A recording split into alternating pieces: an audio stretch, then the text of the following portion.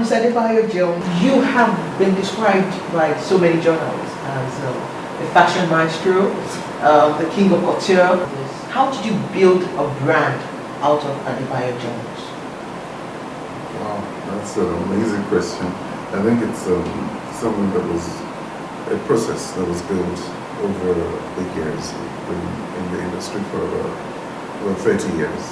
When I was 50, celebrating my birthday, and I was also celebrating 30 years in the industry. And it's what I've always wanted to do. And I've remained consistent and steadfast and passionate and resilient and focused and determined about it, regardless of the ups and downs or whatever obstacles one may have faced in the past. So I think that it takes a lot to be relevant in the process in an industry for like 30 years and still be at the top of your game and still be a person of interest to people, both from that generation and also those who are on par with you, and then those who are also looking up to you.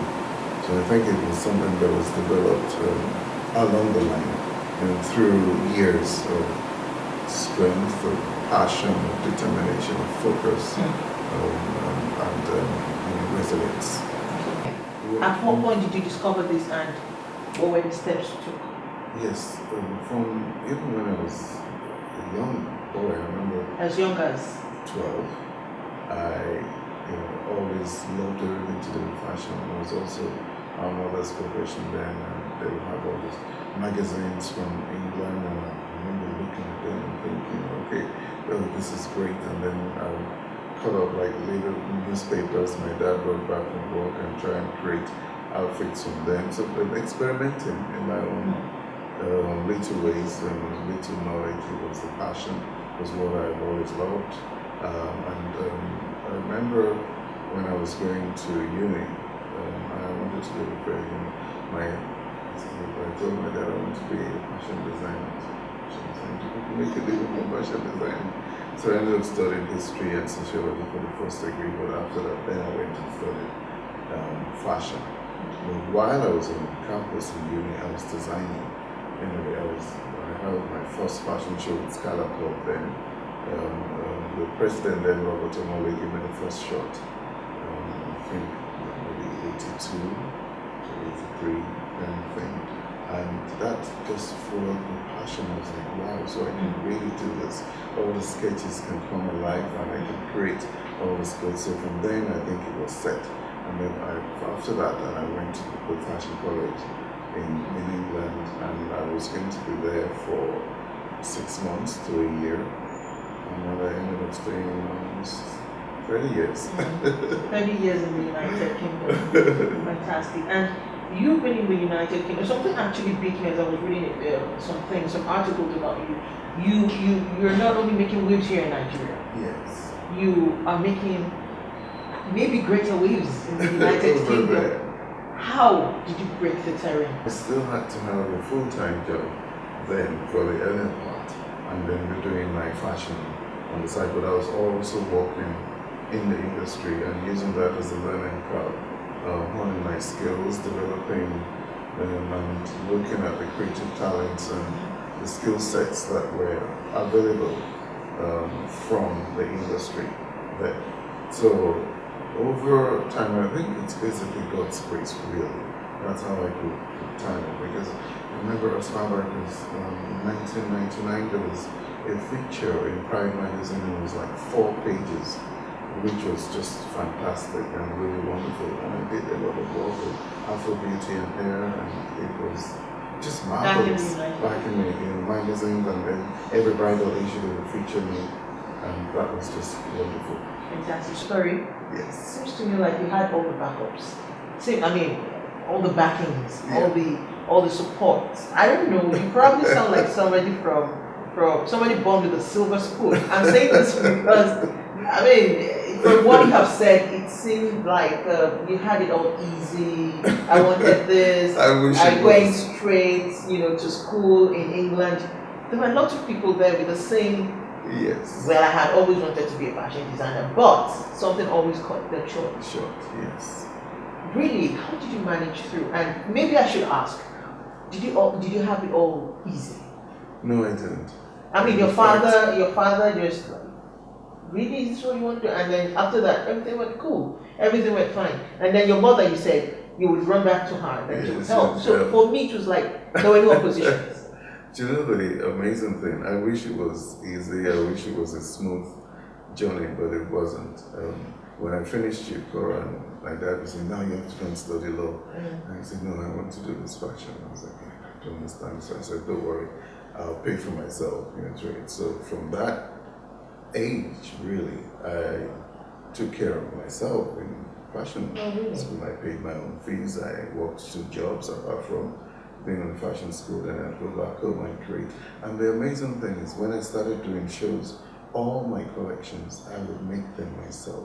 I practically stitched, cut every detail, everything myself. If I was showing 30 pieces, I made them myself. And part of it was also there were lots of beautiful fabrics that I could not afford then. So I would get what I could and I'd take that and lay it down and think, now what can I do to make this special, to make it extraordinary? Then I'll look at the lace and think, what if I added ribbons and crystals? Then I'll start to change the fabrics. And that's where it became an advantage, because I then became known for using fabrics that were exquisite, different and really detailed, and they had a lot of character about them. But it came as a sort of something that was a shock for, because I would go to the store, the things I liked were probably like £500 a meter, which then I couldn't afford, but I thought, how can I create something that is equally as magnificent as the ones that I've seen in the store? So I started to create unusual things.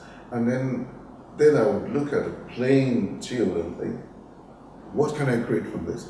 And I'll put some ribbons, I'll put some flowers, I'll put some lace, and deconstruct. If I bought a fabric, I'll deconstruct it and rearrange 3 different fabrics newly and hand stitch. So it became the sort of things that made people aware of the work, gave it its kind of uniqueness, and it just created this feel of what was exquisite, what was versatile, what was different, what was alluring, what was spectacular about the things I did, because there was one aspect of it which was the classic nature, the simplicity of it, the cleanness of the lines, and of course then you're looking at the detailing and the structure and the intricate pieces and aspects of the design.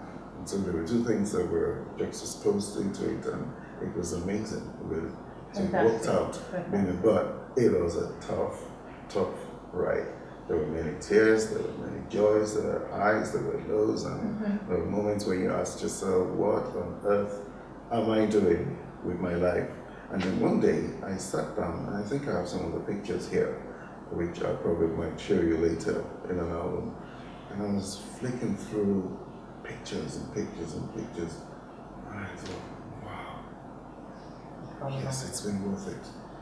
This is what I spent my life doing, because I'll never have to wonder if tomorrow I decide to be a priest and I'm 70 years old, I'm sitting down in some monastery, and I would never wonder what it would have been like to have tried.